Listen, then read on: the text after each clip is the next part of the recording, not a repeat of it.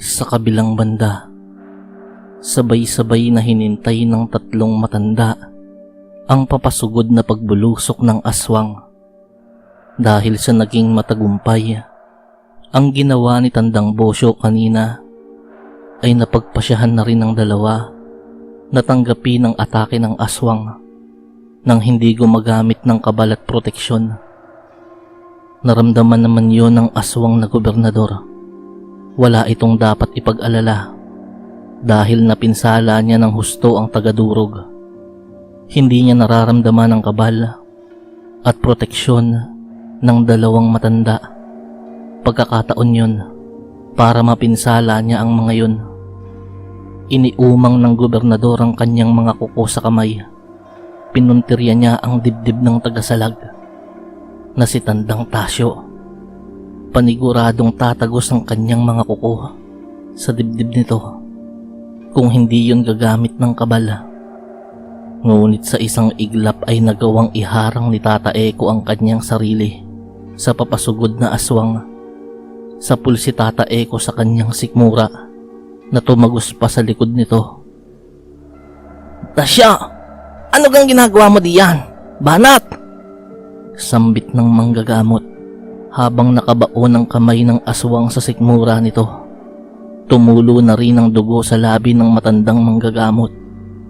Inilagay ni Tandang Tasyo ang lahat ng kanyang kabal sa kanyang kamao at mabilis na inatake ang aswang.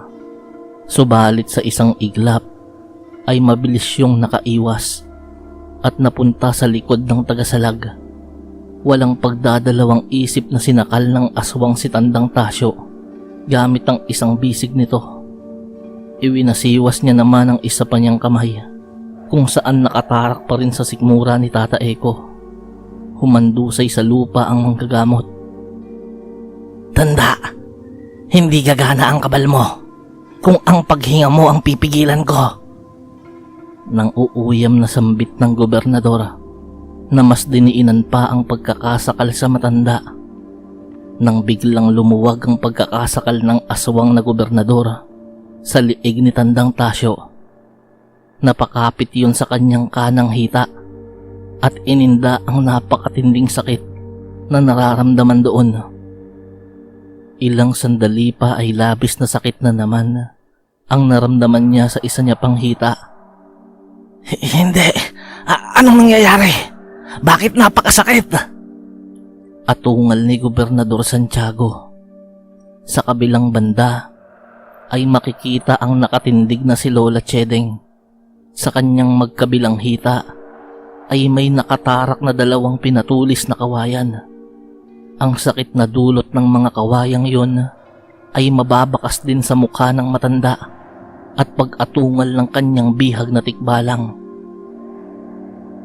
Sa tulong ng kaibigang kapre ni Tata Eko at ng ininom niyang botelya ng langis, ay mabilis na naghihilom ang sugat sa sikmura nito.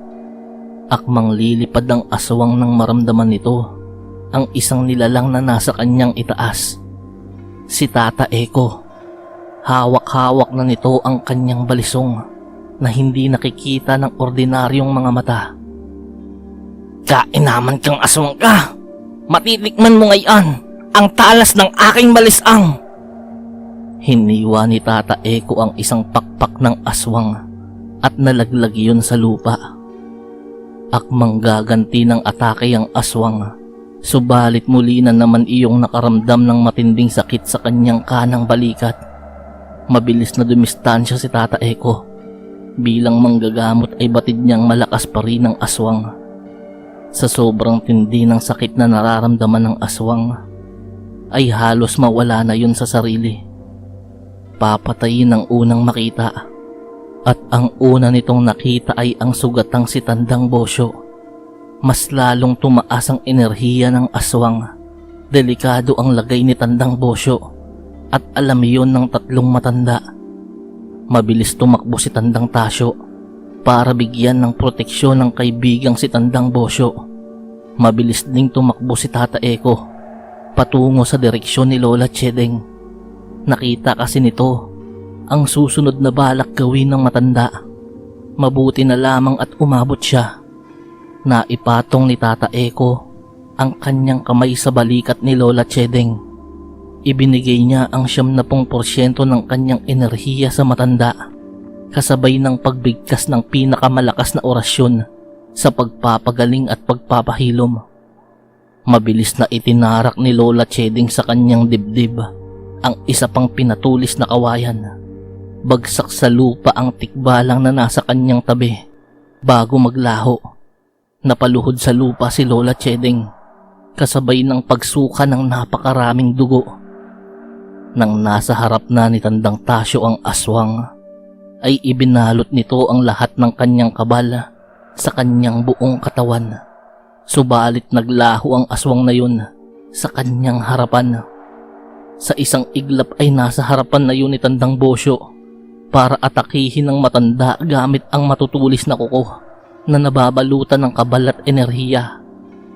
Subalit bago pa man dumikit ang mga kuko ng aswang sa dibdib ng antingero, ay napakapit ito sa dibdib at sumuka ng napakaraming dugo.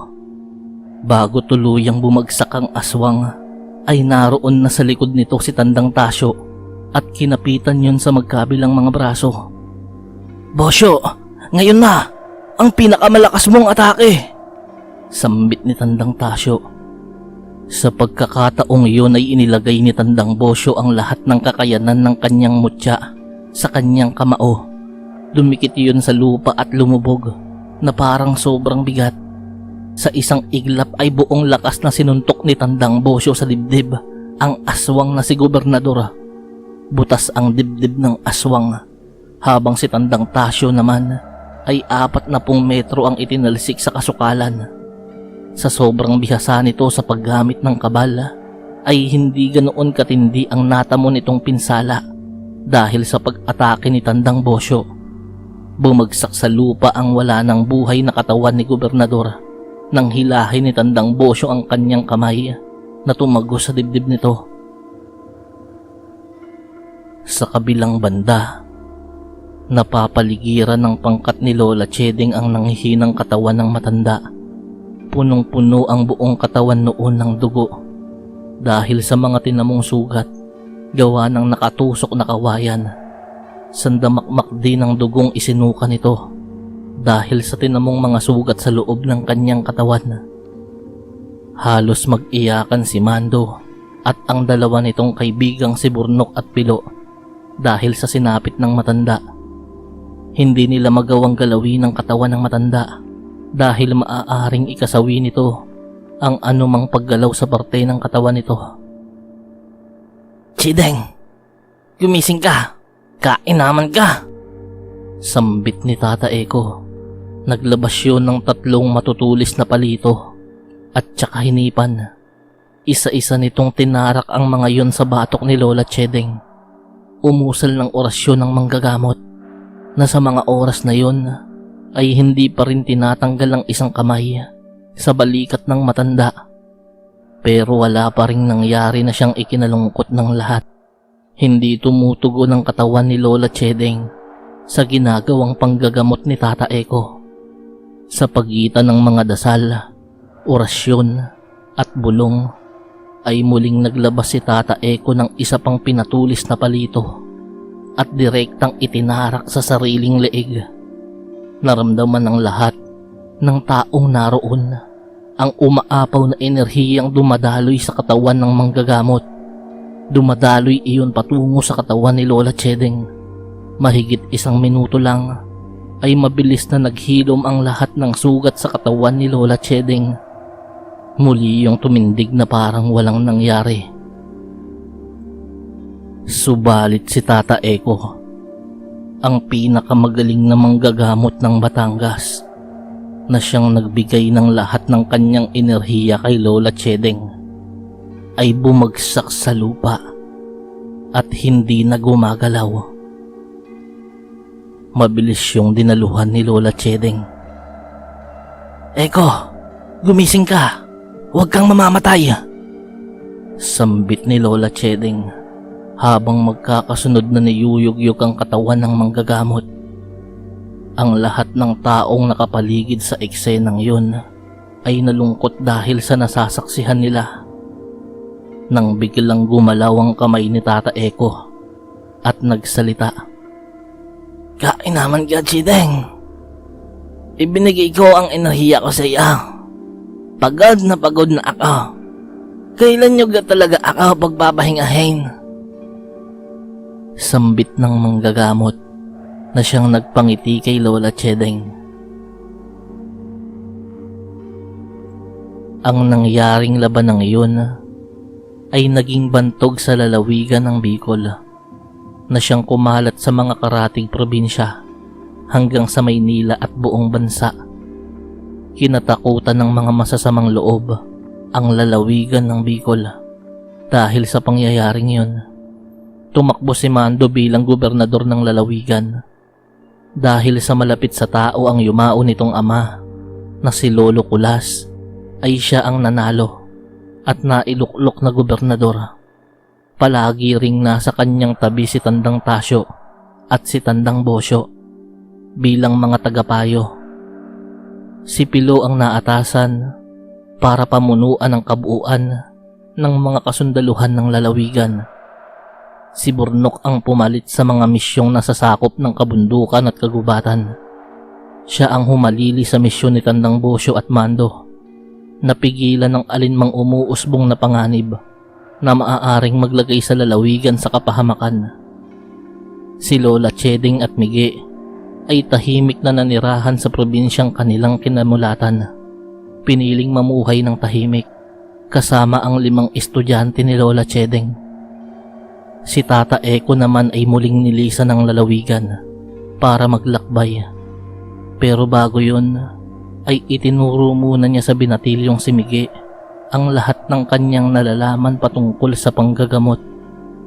Sumailalim din sa pagsasanay ng kumbate pisikal si Mige sa tulong ng kanyang amang si Mando at 2 lololohan na sina Tandang Bosyo at Tasyo. Madalas din itong sumama sa pangangaso ni Burnok at Pilo na siyang nagpatibay sa kanyang katawan. Bukod sa ikinaloob na trespiko ng kanyang ama, ay nagtangan na rin ng mutya si Mige. 10 taon ang lumipas. Pinili ng binatilyong si Mige ang magpunta sa Maynila para magtrabaho at hindi umasa sa kapangyarihan at yaman ng kanyang mga mahal sa buhay. Gayunpaman ay dala-dala niya ang lahat ng mga karanasan na kanyang dinanas noong lumaban sila sa pangkat ng aswang na gobernador kasama ang mga magagaling at malalakas na nilalang na pinangunahan ni Lola Chedeng.